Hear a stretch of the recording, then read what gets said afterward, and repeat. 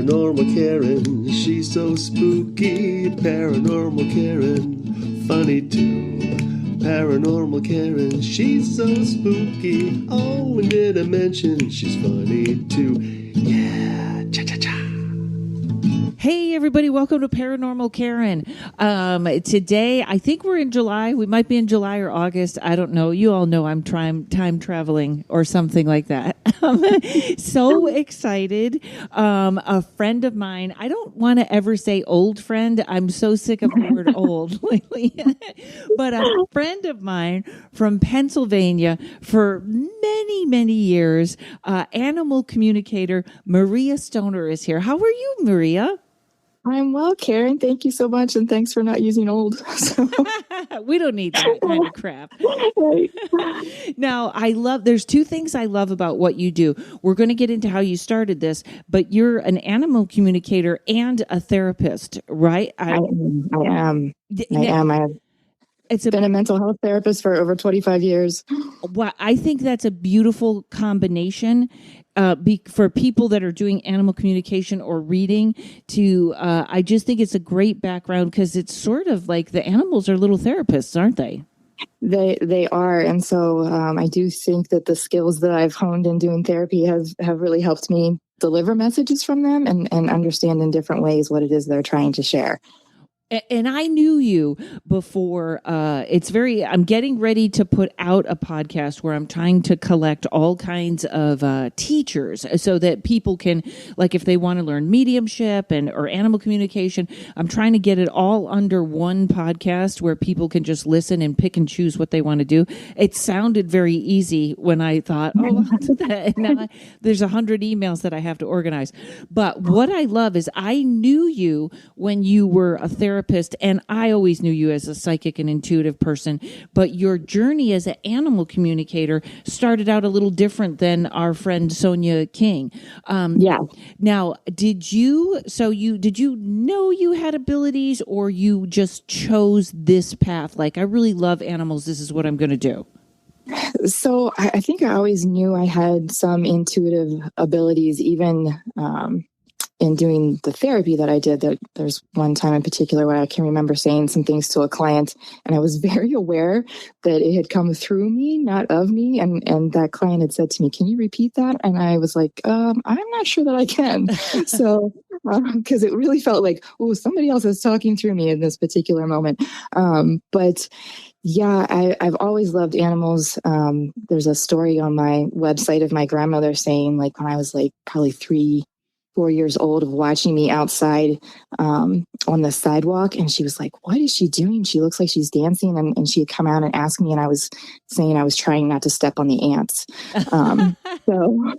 So I've always loved animals, always been, felt like a bit protective of them and connected to them. But I didn't really realize that we all have this ability to talk to them. We're born with it. We just forget how to do it. Yeah. And so even like a quick example of this, Karen, that I say when I'm working with people is, you'll think like, maybe I better check the dog's water dish. And you go out there and like the water needs freshened up, or they're out of water, and you think, wow, like so good. I did this and I thought of this. And in reality, what it was is that your dog was like, hey, come over here and, take care of this water for me. And you didn't even realize that they had sent you that message. Okay. So I have to tell you right now, I did a gig last night, did not get in till 2:30 a.m. It's 8:30. I just looked over. I totally forgot to change Courage's water. Just as you were saying that, I was like, oh, she knows. So many examples of that. And first of all, I'm going to tell what I love that you said, because anybody can learn it. And this is how I feel about my tarot class is I don't think I started out with any, it's like when someone's like, I was a lifelong medium and my mother was and my father's, that's great. But I think the ability to learn and teach others that they can do any of this is beautiful. So the ants taught you how to dance. Courage told you about water. And you used to, did you rescue or foster dogs for quite a while? cats and dogs. I had lots of rescue, unofficial fostering that sometimes ended up just staying with me. I still have a cat that was supposed to be a foster. So yeah, big into the rescue foster world, and also do a lot of, my animals have taught me a ton about holistic health for animals, different kinds of animal treatments. And so I also use a lot of what I know in working and helping other people with their animals. You know what? That's a great. We have to hit that whole topic of holistic stuff in the second or third part, because even I just got in the mail today something you recommended for Courage, and you also did work with essential oils. I'm setting up a whole thing here. You actually worked with them for quite a while, didn't you? Yes, I still do at some level. Did a lot of training. I used to do trainings for a group that I was involved with animals and essential oils, because you have to be very careful. Their animals are very sensitive, and they can be very the oils can be very powerful. So it's important to know what we're doing when we're using them. And they're more powerful. They can be more powerful for them than us, can't they? Yes, because their sense of smell is so much more intense and sensitive than ours is. You know, I even when I was doing Reiki, and I used to try and do Reiki on Courage, I remember there's only one symbol that somebody, I think it was Sonia, used to say, only sekehi, because the rest were too much for him. Yeah, and the animals, and that's also something. I'm a master Reiki practitioner, and so a lot of times the animals do better with distance Reiki rather than hands-on, because again, the energy, just like you're talking about, can be too intense, and you can even see them. Even my dogs at times, when I'm thinking I'm going to be helpful, and they'll move away. And so you really have to honor what it is that, they're telling you about how intense something needs to be for them. Yeah, and all animals are not like Courage. They're not trying to boss you around all the time, but it is good to hear them. Who, by the way, yesterday, I think I was in the car about 8 hours to a gig that was 2 hours away. And Courage is so amazing, though. He just sits there in the car. He just sleeps. He really is the best dog, and I ask a lot of him. So, okay, so let's go back. So you're like, I know I kind of that this is what I want to do. So you literally took classes. I took classes, and so I've had the opportunity to know a couple of animal communicators. I actually took a class with somebody different in a weekend, like years and years before, and got a little bit from that, and hoped to go on, but that didn't kind of work out. And so I'd gone to a training at Omega, and part of the training there was a medium there for people, and I went up, which was sort of a brave thing for me at the time to do, to go up and say to him, like, do you work with animals? And he was like, no, but you have to meet this friend of mine who does. And he connected me with her. And I took, at that point, the technology was just coming in to be able to do live classes. And so there was an initial class that I took, which was soul contracts with animals. And so in my work, I work a little bit differently than some animal communicators, in that I go beyond what we think of as like the 3D of what do they like? Do they like this bed? What food do they like? Those sorts of things.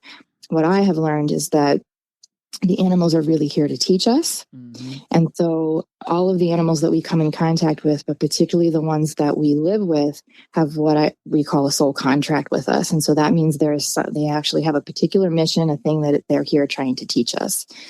And so when I do my work with them, that's part of what we incorporate in, if people are interested, which can be really fascinating, about what behaviors they show to try to get us to do certain things. And by the way, I was talking to Sonia, and she was like, let's do a podcast with Maria and the boss, and who's Courage, by the way. I think everyone knows my dog Courage is the boss.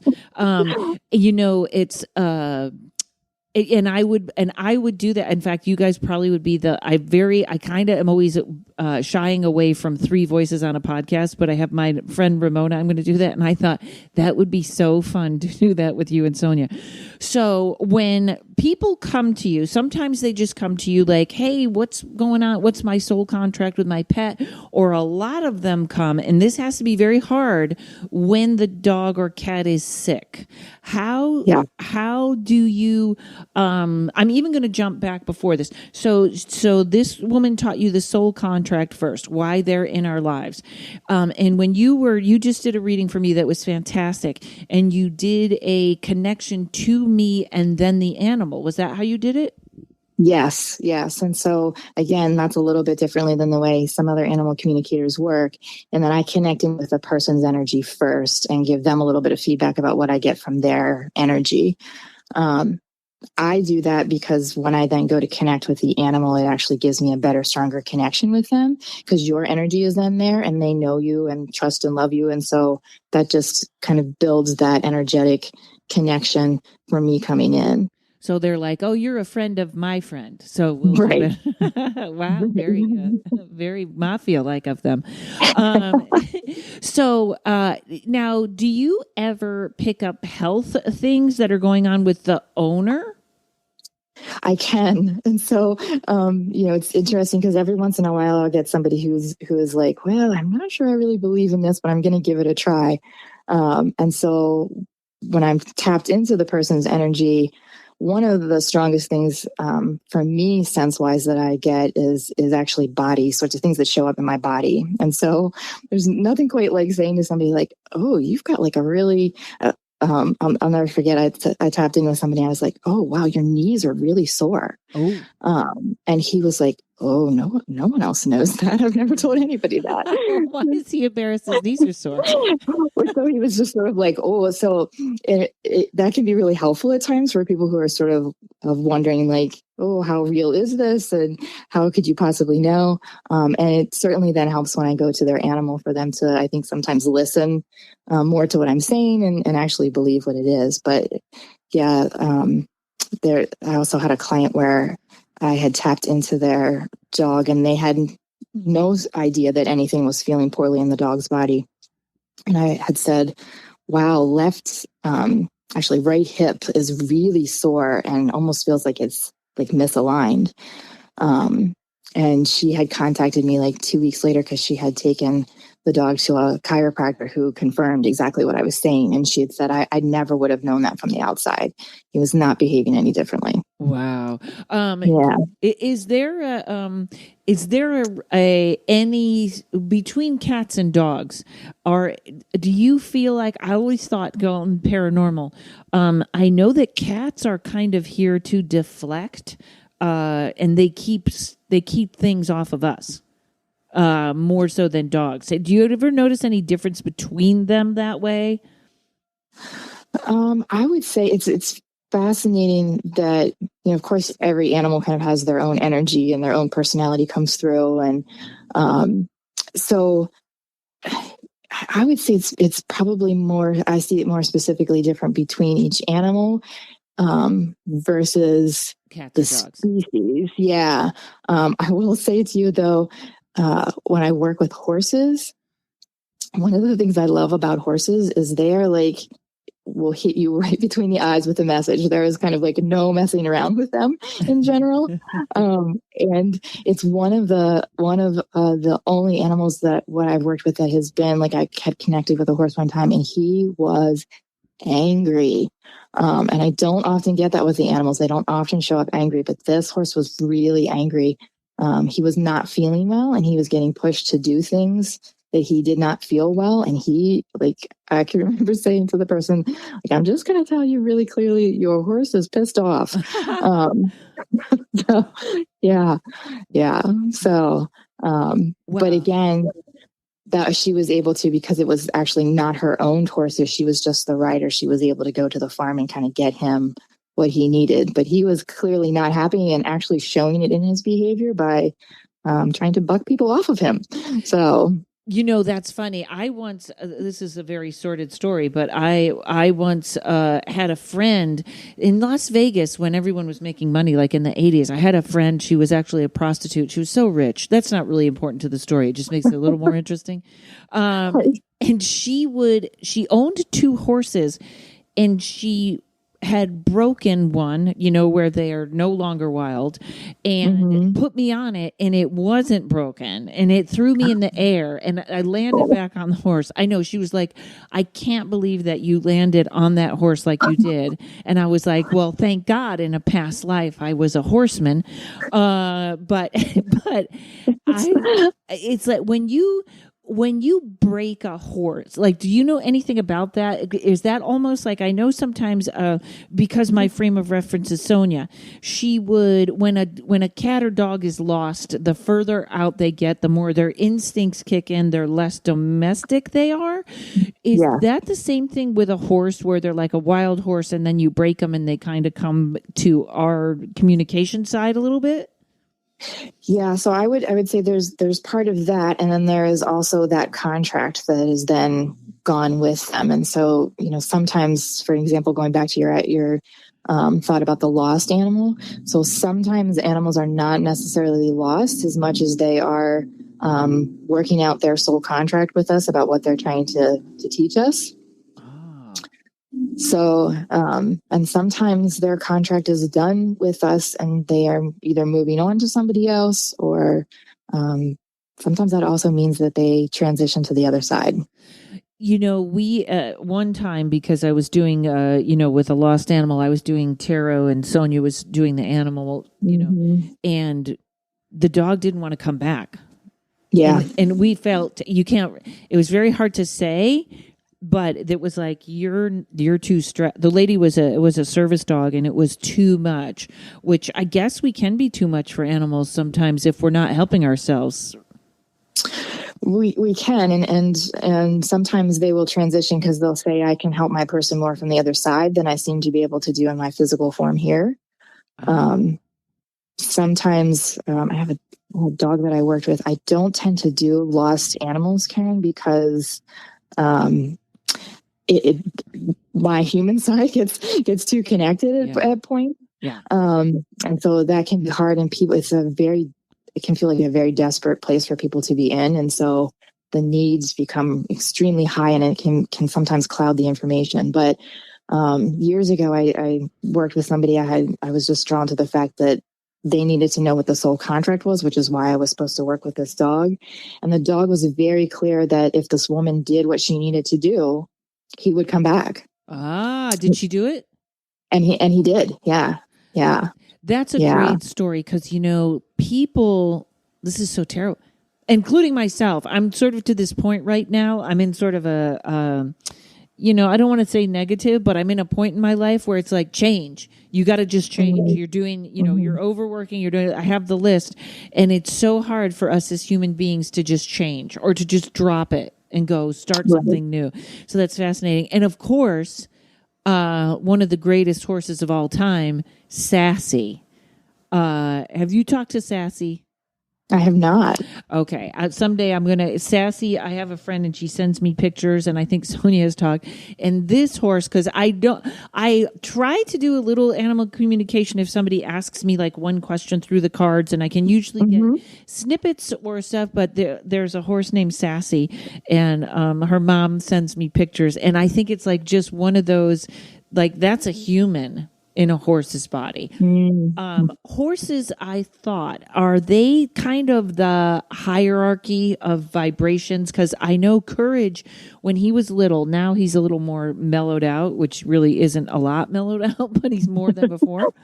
When he was little, when I would take him up to a horse, I thought he thought it was a giant dog. He was so angry and furious at horses. He just, I don't know if it's because he had a little dog syndrome, but you would never see him more angry than he was looking at a horse, just growling and snarling and spitting. And I always wondered if that vibration was too much for him. So I have to tell you, so when I'm kind of tapped into Courage in that experience, he is like, so what he's saying is like, you will not boss me around. So, so it's like he was, so I think the horse may have been trying to like offer some of their experience and wisdom, and he was not having any parts of it. So That's the other thing about courage. Once you're tapped in, there's no way out. There's no way out. He will just show up for you at any time. All right, so he thought the horses were bossy. Hello, Kettle. This is Pot. Hang on one second. We're talking to Maria Stoner. We'll be right back. Hey everybody, just a quick update. I will not be at Tin Pan Alley in Cape Cod, at least not in the beginning of June. So keep your fingers crossed that I can change that announcement, or maybe even next year you'll see me there. But right now that date has been postponed. I am restarting my psychic stand-up show at Flappers the 4th Thursday of every month, which is very exciting. And also, if you're in the LA area, you can see me headlining there July 24th. I'll keep you updated on that. Other than that, you can go to my website, karenrontowski.com or paranormalkaren.com, and book a reading or check out my videos. And hey, don't be afraid to drop me an email. I love to hear from you guys. Maybe suggest a guest, maybe tell me your favorite guest, maybe tell me to shut up. Either way, karenrontowski.com. Let's get back to the podcast. Okay, here we go. So you start, can you tell us, I don't know if this is client confidentiality, but can you tell us, because I know when I'm reading tarot for people, half the time I'm like, I should really listen to what I'm telling this person and do it myself. Do you have any really interesting soul contracts or things that really caught you off guard? So I agree with you, Karen. I think part of doing this work, and the animals will even clearly let me know that this is something you should be paying attention to as well. And certainly it'll be interesting because certain times in life, the people who are drawn towards me for reading, like it, when for the third or fourth time in the week, you're getting like, oh, this is the same sort of thing. Like, yes. Yeah, I better be paying attention to this. So yeah, so certainly, definitely themes. Definitely, if you're in, working in this kind of arena, you want to always be making sure that you are taking care of yourself, paying attention to what you need to do to help your growth. And so, yeah, and the thing with this as well is every animal I'm coming in contact with has a soul contract with me as well. So even though it might be just during the reading, they're also trying to teach me at that same time. So one of the big things that I think has also been part of my journey is I often get connected with people who choose me for a reading, and they come to me, and one of my signs when I'm connected with them is I'll get throat chakra that feels like constricted or closed or those kinds of things. And that I've really come to learn is my sign for somebody who's not using their voice. Yeah, that's really, really interesting. I had a question, and it's so early, I'm 3 hours sleep. But it was, hold on, it's coming. My question was, not about communicating soul contract. This is the worst podcast ever. It was 5 minutes of Karen going, I can't remember my question. And it was really a good question. I know. This happens sometimes. It'll come back. Yes, well, it'll come back. Let's jump into holistic health. Let's jump into that for pets, because they are like humans where it's all different, isn't it? Courage is half vegan. He was brought up on chicken, and there will be no living with him if chicken was ever taken away. But because of his kidneys, he has a little chicken in the morning, and then we do a vegan meal later.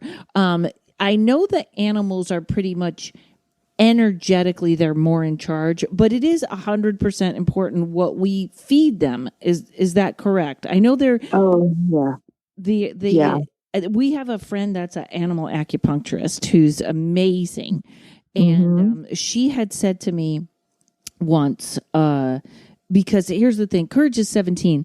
For about 10 years, every time I go to the vet, they have that look in their eye and they go, well, this is an old dog. Like, you need to prepare for him to pass 10 years later.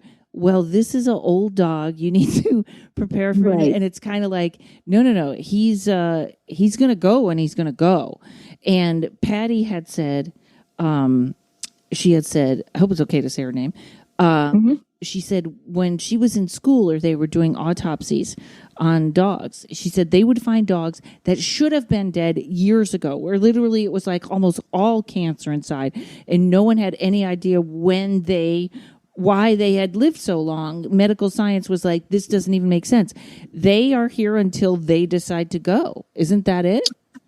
Yeah. And I think, that's a perfect point, Karen, to illustrate, again, what I look at as soul contract, which is this animal is going to be with you until they've fulfilled whatever it is that they feel like they need to fulfill here.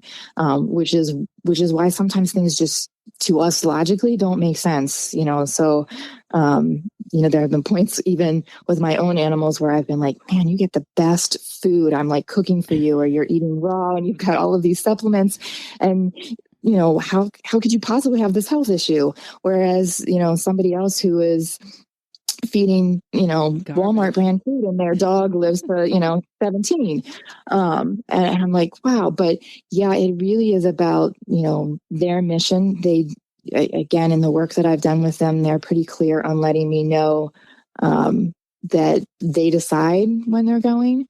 So it is not a surprise to them. And so that, again, when they're working their mission, it going back to, are we working our mission? And, are we fulfilling certain things so that they then transition? Or, because I can remember, honestly, with my teacher, when she was talking about, the soul contracts and how animals choose to transition. And of course, me, who was a huge lover of animals, I'm like, well, I just won't work on my stuff then, because I'm going to keep my animals with me. Great idea. Yeah. So, but she was like, nope, doesn't work that way. And what I have also learned in working with them is, nope, doesn't work that way. If you are not working on your stuff enough, then again, they will transition to the other side and say, I can actually do more to help you work on what the plan was. From there. Wow. So, do they ever, because here's what I think, it was one of those, the way I got courage was one of those synchronicitous stories where it was just a thumbnail of it, because I always feel like I tell my stories 100 times on here. I got him at the pound and he was 3 pounds and I just saw this little nose under a cage, which, by the way, I don't think I could ever go to the pound again after seeing him, because I would go home with all the dogs. Right. And I saw this little nose under the fence. And then the guy said, oh, that dog goes on auction at noon on Sunday.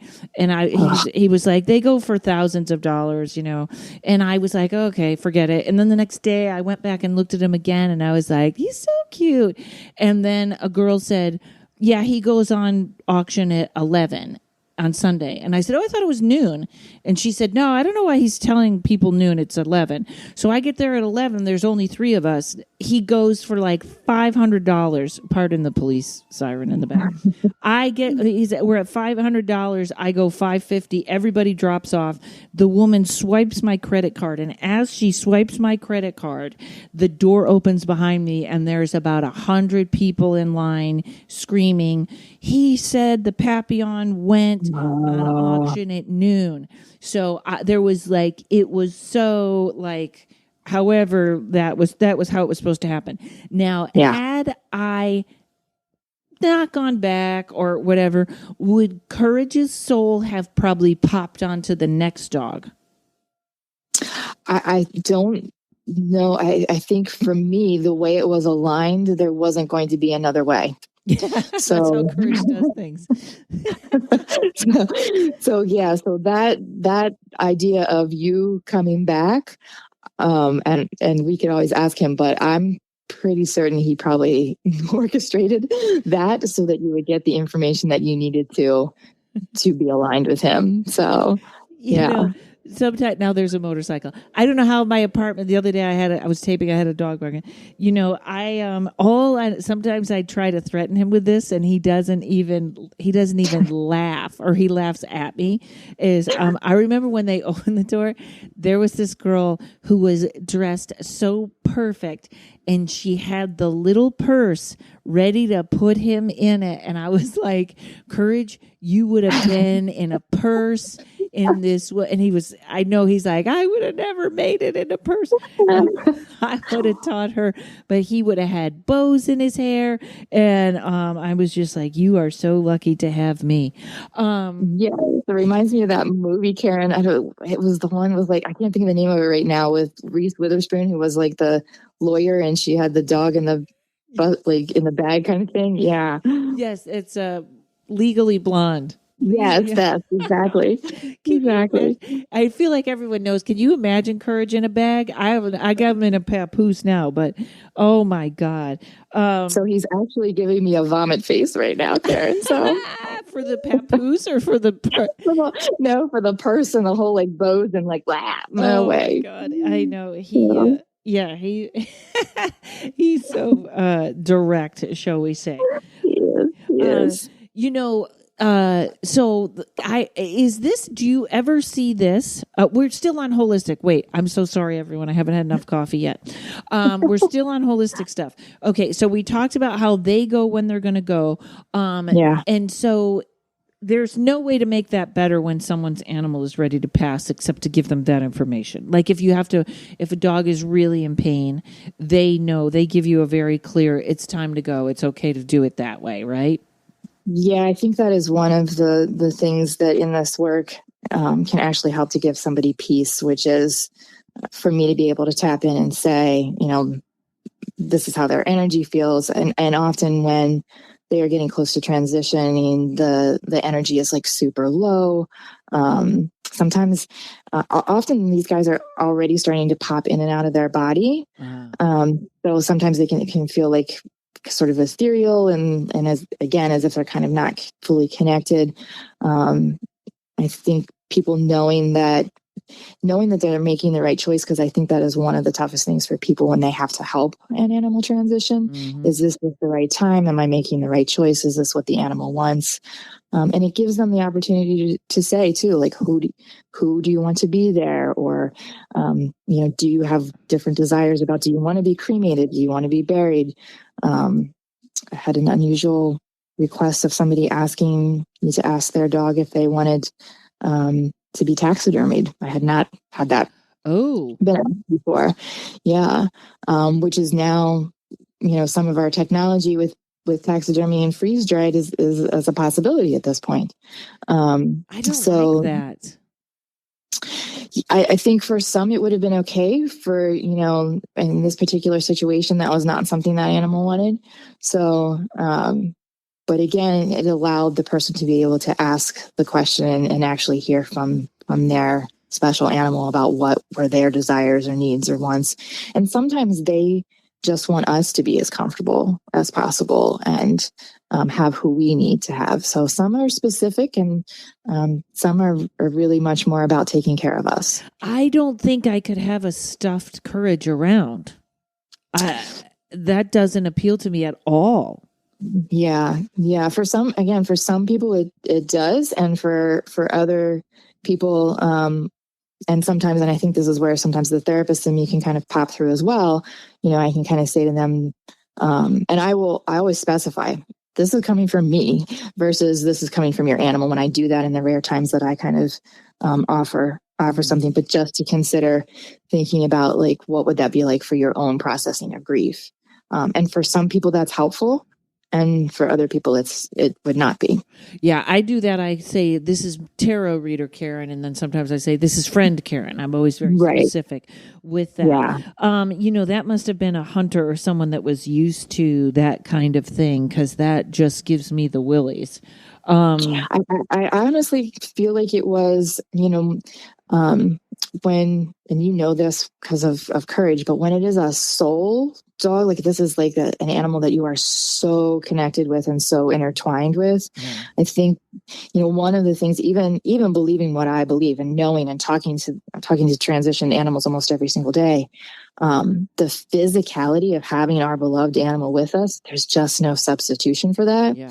And so again, I think a lot of times for people, the idea of being able to hold on to that physical form in some way feels like it could be comforting.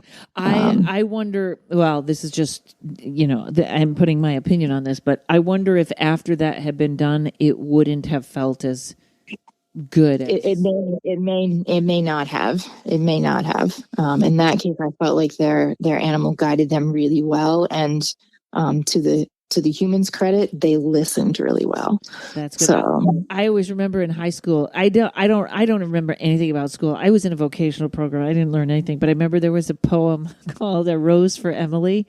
And I can't remember if it was her or her husband that was up in the attic. It was just the skeleton holding a rose. Oh, I know. And I always thought, oh, that's going to be me. But I don't know why it reminded me of that, because it was like, really? You want the skeleton? What's happening there? Right. So it must feel great to be able to go, not ready to transition. Going to be around a little longer. I've had those. This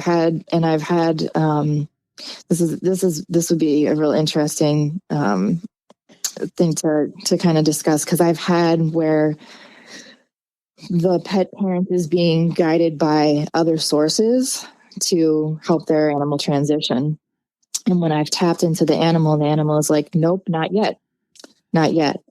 And so part of the journey in again, going back to the soul contract piece, is getting that person to be able to verbalize, no, that's not what I've felt with my animal. That's not what they're telling me. And so again, being able to kind of stand up for themselves and use their voice for their animal to know and trust their own timing. So a lot of times the other wonderful piece is being able to help people trust their own instincts, their own gut, to know what is best for them.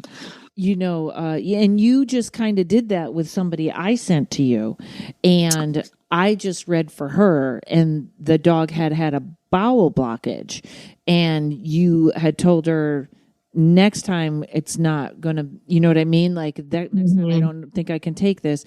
But literally what happened is she went and found a special doctor that put him on a diet, and she's very I mean, the diet I actually loved. I don't know if he was holistic, but I loved the doctor's, like, if we get him on the right protocol, the body can heal itself if he's going to heal himself.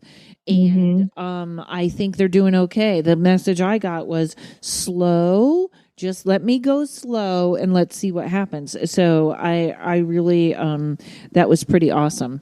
That was pretty awesome. Very cool. Yeah, very, very cool. Yeah. And you know what? We're going to take a break, and then we're going to come back. And I want to talk a lot about essential oils, actually, both humans and animals. So hang on one second, folks. We'll be right back.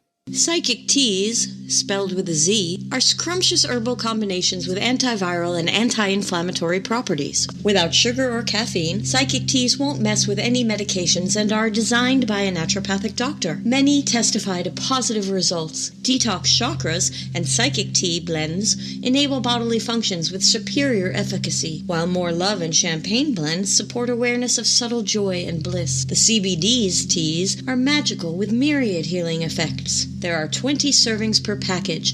A little dab'll do ya, and you can drink it hot or cold. Psychic teas taste so good. Replace coffee, use as a bedtime ritual, or even flavor a meal or dessert. The people behind the product are righteous and kind. Psychic teas will blow your mind. Totally worth the investment.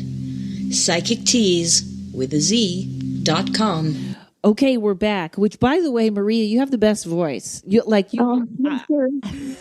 can see as a therapist, you already are calming me down. I had such a rough night last night. Actually, I've been having a rough week. This stupid eclipses. But your voice is very calming. So now, off recording, we were talking about a cow. Tell me about this cow.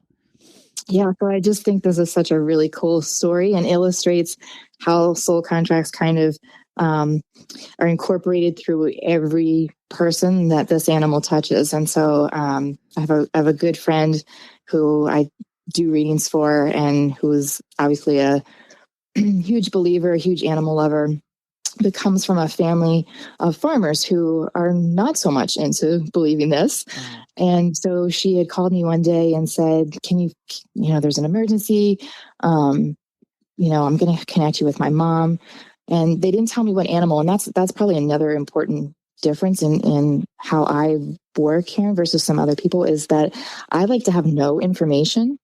And so I'm not somebody, I will never ask information beforehand. In fact, sometimes I often have to say to people, and I feel sometimes like I'm being rude, like, please don't tell me, don't give me any information, don't give me any breed information, no pictures, no anything. So I just knew that I was going to be talking to her mom about an animal. And so get on the phone with her mom, and I said, okay, I'm not even going to ask you what animal this is.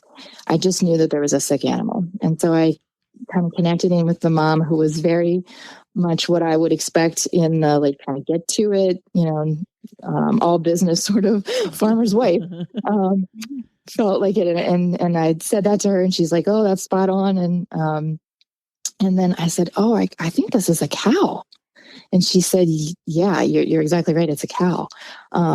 And I was like, oh, she's not feeling well at all. I said, I'm like really concerned that if we don't do something here, she's not going to continue to be with us. Yeah. And she's like, yeah, she's been down in the barn for like 3 days.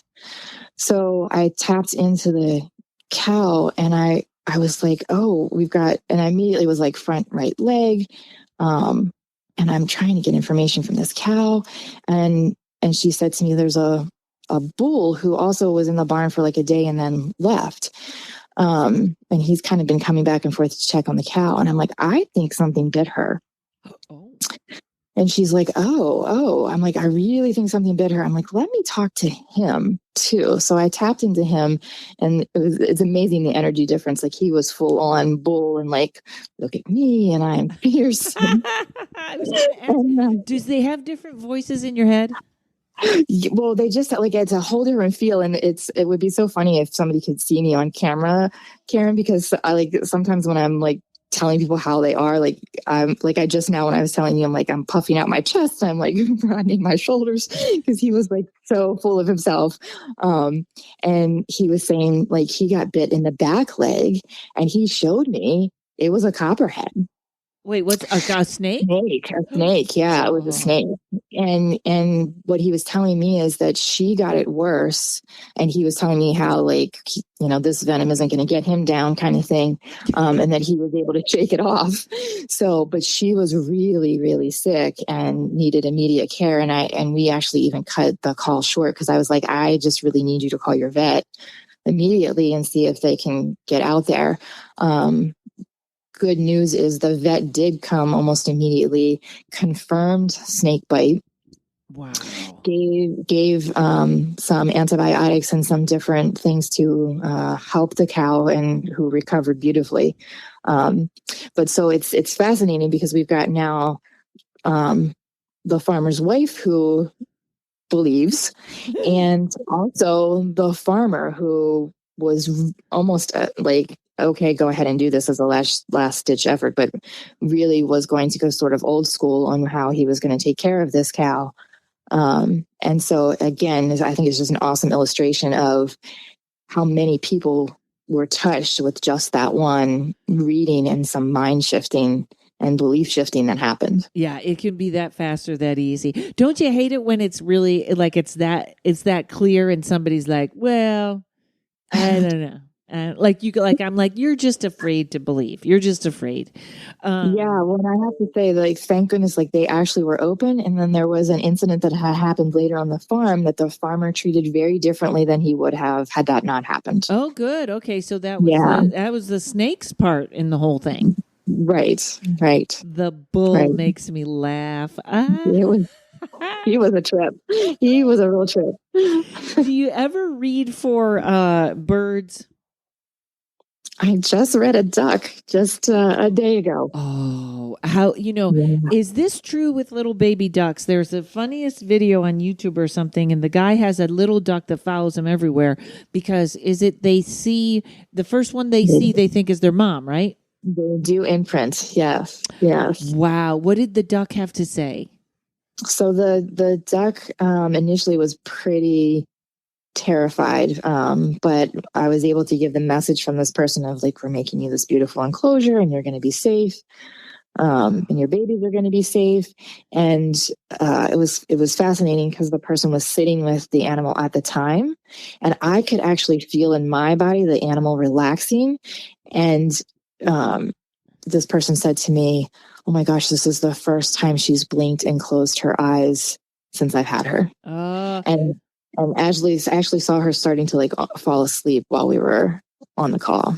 I want a duck. But is that, I always am like, is that a bad thing that you take a duck from their mom? Or if you're a good mom, who cares? Yeah, I think again, it would be different for each animal and what what they want and what their contract is with us. I would not be an advocate for pulling something out of the wild and making it our pet.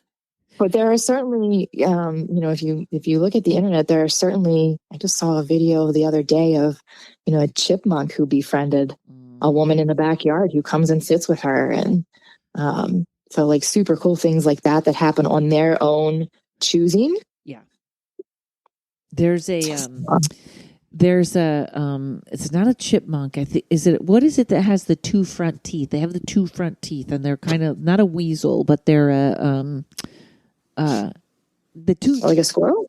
It's not a squirrel. They store it's not a squirrel, that they do store food, and is it a woodchuck? They just have the two front teeth.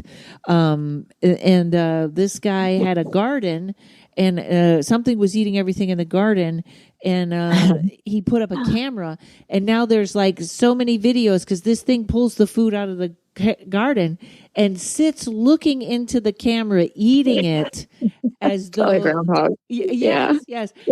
I love that. And now he sort of leaves that thing his own food, but he's just looking into the camera like, you're not stopping me. This is, I love that so much. You know what else people, and we're going to get to essential oils, folks, I'm sorry. Monkeys make me very nervous, and people tend to love monkeys. Have you ever read for a monkey? I have read. I read a chimpanzee. Yeah. Nice, bossy, smart. Very smart, very intuitive and connected. No, this one was not bossy or temperamental in any way. Very, very calm, very intuitive, very wise. Not like the one that ripped that woman's face off. That's no. That's just an angry monkey. Something's wrong, right? Well, here's again where I would go back to soul contract, and I will say, this, to me, knowing the soul contract piece has been incredibly helpful, because when you are an extremely sensitive person, seeing some of the things that we see in the world, it can be really upsetting and disturbing. Yeah. And so knowing what I know and have been able to tap into the animals the way that I have has helped that to not be as distressing. And I think, for some of I tend to work with really sensitive folks, whether it be through the animals or in my therapy. And so, being able to explain to them that this is actually an agreement. And so my thought would be, what was the agreement between this woman and this animal to have that experience? So, for example, one of the specialties that's sort of coming out of the work that I do is working with particularly protective dogs, but I've had a few cats as well. And so a lot of times, animals can pick up the fact of us not feeling safe, and that we need to work on, again, finding our own voice, standing up for ourselves. And so they will be very, very protective, sometimes biting, those kinds of things. But if we can figure that out through, animal communication, then we can start to pick pick up what we need to so that they don't have to play that role. Courage is so cute that everyone just wants to pet him. And I, of course, stop people but he used to just bite people. And I'd be like, Sonia, why does he do that? And Courage was always like, that person had no boundaries. I was going to say boundaries. He is big on why do you think you can just touch me? Where are your boundaries? Yeah. He said, I think he said once he appreciates that especially when I'm holding him, I put the arm right up, but I appreciate no lawsuits from him fighting people. That's what I appreciate. Exactly. Right. You know why else he's sort of a perfect dog for me is, I used to do a different podcast and we would have 3 or 4 comics over a day, tape 3 or 4 podcasts, put them out. And there was one time this guy came over. He wasn't to the door and Courage was losing his mind. And anybody that knows Courage never barks. If Courage barks, I pay attention. Something's wrong. And he went berserk. And this guy came in and he kept saying how his family trained service dogs and stuff. And I was like, even my podcast partner was like, what was that? And the guy had a djinn attached to him, which you may not know, but my podcast listeners are like, really? In your house? Yeah. And when he left, we immediately called Sonia, and Sonia was like, whoa, he had to pull his mask. I had to put a mask on to come in. But I'll never forget how bananas, it's like that's one of the biggest things I worry about Courage when he goes is I wonder if there's a whole bunch of nasty spirits that are like, when that little dog is out of there, we're gonna get her. Right. He was just perfect for me in that way. Okay, so now before we run out of time, please talk to me about essential oils, whether it's humans or animals, because I use them a lot. I'm not positive about everything about why. I will tell you, I know I use peppermint all the time for breath, and I get these peppermint essential oils. I used to have a boyfriend used to eat a lot of garlic. Little bit of peppermint took all that smell out of him. I use it for stomach issues. I use it for I think I use it for everything. And now I think because the more clarity, the more I do readings, which now it's just constant, the sharper I get and the more the oils seem to affect me. Is that true? What do they do? I'm just going to hand you the stage. You just tell me and I won't interrupt. Yeah, no. Yeah, exactly what you're talking about is perfect. So, I think the biggest thing to know about essential oils is you want good quality. So whoever you're using, you want to be able to trust that, particularly with the animals, because the animals are going to metabolize things very differently. They have smaller bodies. They need lesser amounts. When I'm working with people, I'll say to them, I am not joking. I am saying start with toothpick amounts. And there will be some animals who don't want them. I have 2 dogs and 5 cats, and so I have 4 of my cats who tolerate oils and appreciate them and don't mind them at all, and I have 1 cat who doesn't even want them if they're on me. So, which I have to be really respectful of. And the other day, I had put some on myself, and I had a little bit on my hand, and I pet her, and she gave me this look like, what did you just do to me? And I had to apologize because I'm like, oh, I'm so sorry, I forgot. So quality of oils is really important, particularly when it comes to cats, because again, their liver metabolizes things very differently. Oh. But good quality essential oils actually raise our vibration. So they're can be really good for, getting into meditative states, clearing out what we need to clear out of in our body.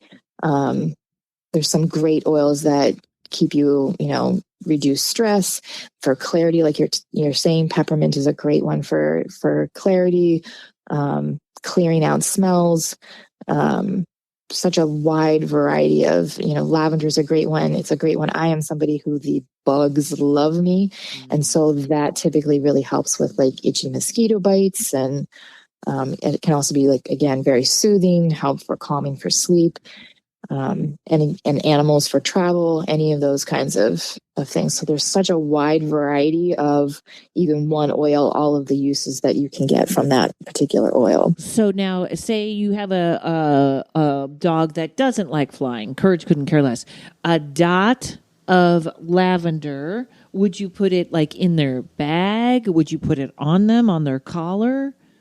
So typically what I, again, suggest to pet parents is I start out with the oil on me and being around the animal and then watching how they react. Oh, nice. So there will be ones who will come right to you. They actually can sometimes try to lick it off of you. And then there'll be others that will avoid you, and try to be on the opposite end of the house. So again, I'm always saying, let's respect the animal. Please pay attention. And, don't try and run your agenda. Try to make sure you're paying attention to what it is that they're showing and telling you. Okay. And so if they're coming closer and they're wanting that, then that's okay for them. If I don't typically put it on them to start. So on me being around them, I will put it on a pure cotton ball and sit it around in their areas again and see how they do. The last thing that I would do after I know that they're comfortable with it is physically put it on them. And it is important to dilute it to quite a bit, again, with animals, starting out with sort of toothpick amounts with some good quality. One of my favorites is like organic coconut oil. And then if they're okay with it, I may take a tiny little bit and put it with my coconut oil and pet down their sides. It's interesting too, because essential oils and crystals are things that people, and then we'll talk about crystals with dogs, are things that people tend to give me a lot. And now that I'm sort of into the essential oils, synthetic perfumes make me crazy. Like I feel like I can smell the plastic. I don't know what it is. Yes. And I'm obsessed with trying to make cinnamon perfume. And I, maybe you can help me with this after, but cinnamon oil burns. It's very hot. It's a very hot oil. And so that is, again, that's one of the reasons why it's so important to have somebody, walk you through the process when you're learning about oils, because there's some really hot. Oregano is super hot. Yeah. Cinnamon bark is really hot. There's also oils like the citrus oils are photosensitive. So we need to be really careful. Like in the summertime, I do not want to pet anything like that on my animals, because if they're going to be outside, they can burn. Okay. Peppermint can be, one of the cautions with peppermint. So in the winter, it can make you feel colder. And so that is something also often to be careful with. And I do not put oils on paw pads. I know there's information out there saying that you can do that. I'm not actually a subscriber to that. Things on particularly dog paws, but cat paws as well, they're going to try and lick off whether they like it or not. And sometimes that can also make things adhere to those areas of the body that you don't want to adhere. It's interesting with the cinnamon. I'm actually going to probably text you about this later. I know we're both on a time crunch here. But I actually started for 6 months now, I've had a little bottle to the side that is hazel, witch hazel with a little bit of oil in it, a lot of cinnamon stick in it, and some vanilla. And it still burns. Like, it is powerful. I got to have to figure out how to do this. Maybe aloe vera or something. I was going to say probably some coconut oil or some beeswax. Maybe make it a solid. Yeah, you could do some beeswax. Anything to kind of cut that. And the other good thing to know about the oil, any kind of essential oil, is if you've gotten it in your eye, like I have. So, immediately people think about like washing it out, but we have to remember it even though it dissipates in the air, it still is an oil. And so oil, when you want to dilute or take away burning or any of those sorts of, if you get at a place you don't want it to be, you want to match that with oil. So coconut oil, something like that to, again, cut whatever it is if you're trying to take the potency down. I use rosemary oil on my scalp every night, and it makes hair grow. And it's I guess the anti-inflammatory. Rosemary oil is so much, and rosemary. I have sprigs of rosemary over my door because they keep evil spirits out. Yeah. But every so often I'll have it on my head and I'll turn my head fast and I'll get the fumes in my eyes. And that is just as like, holy cow, did it, I'm like, did it drip down? That is really strong. Okay. In like 2 minutes, I know that's like not, any crystals that you suggest for animals, do they have an effect? Do we put them in the bed to see if they like them? Same thing as oils? Yeah. I kind of test out as in being like, lavender or rose quartz are probably some of the common ones that I use with the animals. Again, I'll put them in their vicinity, sort of see how they react. The other really just follow up on any of the things that we're doing. One of the things that I do notice, so there can, because I use homeopathic remedies with animals as well. Yeah, but those little blue, what are they that we're always told about, the Bjorn? The little pellets with the homeopathic remedies on them and coating on the outside. But those are amazing. Amazing. Yes. Now, one of the things that I will say, again, soul contract, from my experience, trumps everything.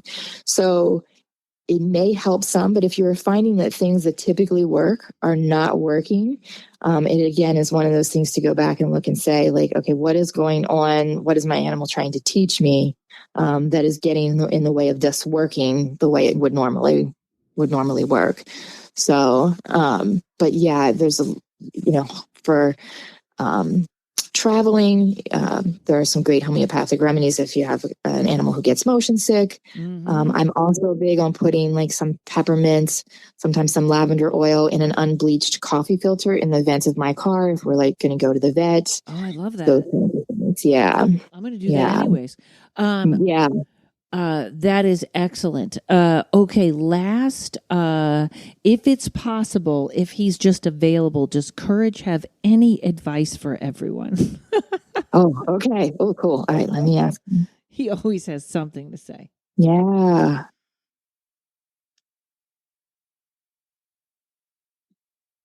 Okay, so 2 things that he is saying. See? And I thought this, it's really interesting when you were saying about his bark before and that he only uses it specific times. And so what he just said to me was he went to his throat and he's like, only use your bark when you need to. All right. And because he's very specific about like when you use your voice and then making it powerful. And let me see what I've totally forgot what the other thing he just told me is. So let me go back to him for a second.